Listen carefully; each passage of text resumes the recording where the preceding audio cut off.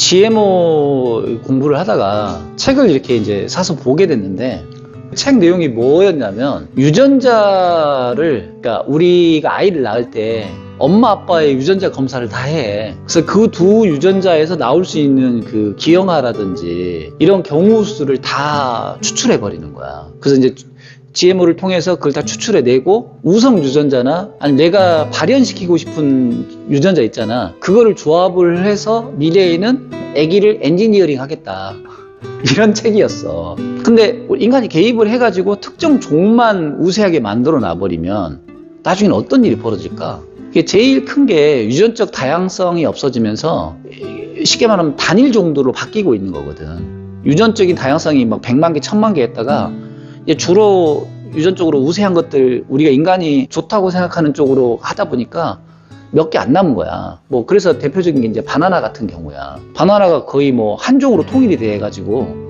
여기서 무슨 질병이 생기면 우리가 바나나를 못 먹을 수도 있대, 멸종을 해가지고. 그러다 보니까 고민이 뭐냐면, 종의 다양성이 없어지면 뭔 일이 생겼을 때 회복할 수 있는 그 가능성이 없어져 버리는 거야.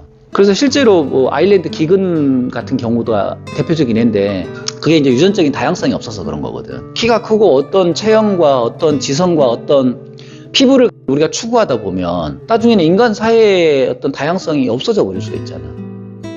그러면 우리가 태어나는 이유를 이번 생 하나로 생각하는 단선적 세계관, 그리고 인생은 많은 삶을 살아간다는 순환론적 세계관, 둘 중에 하나를 갖고 한번 이 문제를 생각을 해봐봐. 근데 우리의 배움이라는 건 언제 오는 줄 알아? 나 자신을 바꿔내고 행복하게 만드는 건 언제 올까? 즐거운 일만 있을 때 내가 배움을 배울 수 있을까? 오히려 정반대라는 생각이 들지 않아? 사실 우리가 배움을 하는 상태를 보면 내가 생각하는 관념에 부딪히는 좋지 않은 결과들, 바라지 않았던 결과들이 왔을 때 나는 마음을 굉장히 갈등을 하면서 내 자신의 왜곡된 관점과 어떤 생각을 바꿔내면서 우리한테는 성장이라고 하는 인생을 완성해가는 과정이 형성이 되는 거거든. 근데 이거를 단선적 세계관으로 보기 시작하면 이번 생에서 모든 게 다 끝나는 거니까 여기서 최대한 내가 그냥 가볍게 효율 좋게 가고 싶은데, 뭐 장애에 있는 아이를 내가 자식으로 태어나게 만들거나 뭐 골칫거리 상황들을 내가 만드는 건 필요가 없는 거야. 말이 안 되는 거야. 근데 인생을 순환론적 세계관으로 볼 수 있잖아. 그러면 나한테 장애 있는 아이라든지 내가 마음에 안 드는 배우자의 말과 행동이 심해서 내가 고통을 겪고 있거나 아니면 경제적으로 사회적으로 뭔가 어려움이 있다면, 순환론적 세계관이면 왜 이런 일이 이 시점에 나에게 일어난 걸까? 내가 이걸 통해서 무엇을 배우고 어떤 부분을 바꿔내야 될까? 이렇게 삶을 바라볼 수가 있거든. 근데 단선적 세계관에서는 그럴 이유가 없어. 우리한테 가장 괴로움을 주는 존재는 여러분 다 어때? 저기 소말리아나 아프리카나 미국 어디 캐나다 사는 사람들이 우리한테 괴로움을 주나? 나한테 괴로움을 주는 존재는 내 부모 형제이거나 배우자이거나 아니면 가장 가까이서 같이 얼굴을 보고 있는 이런 사람들이란 말이야. 쉽게 말하면 이런 거잖아. 너가 괴로워하는 문제가 사실은 네 마음 상태를 비춰준다고 볼 수 있어야 되는 거잖아. 네가 몰라서 못 배우는 게 아니라 알고 있지만 너 자신을 계속 부정해버리면 사실은 자기가 자기를 부정해버리잖아. 자기의 진실을 부정해버리고 자기가 알고 있는 것들을 부정해버리잖아. 그럼 넌 다른 사람들하고 관계에서도 그 사람들하고 정상적인 관계를 만들어내지 못해.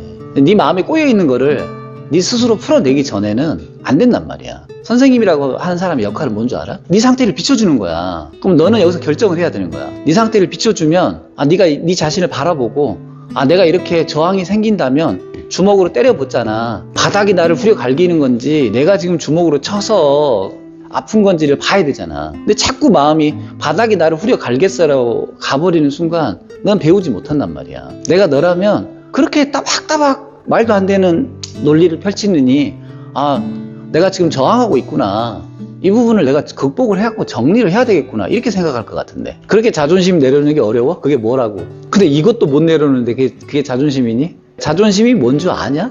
자기 자신의 상태를 솔직하게 인정하고 바꿔내는 게 자존심이야. 바꿀 마음이면 지금 바꾸는 게 맞아. 이게 문제를 지연시킨다거나 다음으로 시간을 넘긴다고 해서 바꿔지지 않아. 네 문제 네가 알고 있고 네가 뭘 바꿔야 되는지 알고 있는데, 진짜 네가 자존심을 갖고 싶으면 네가 바꿔야 될 거 바꾸면 되는 거고 내려놔야 될 거 내려놓으면 되는 거야. 그리고 나중에 임신하고 자식 낳잖아.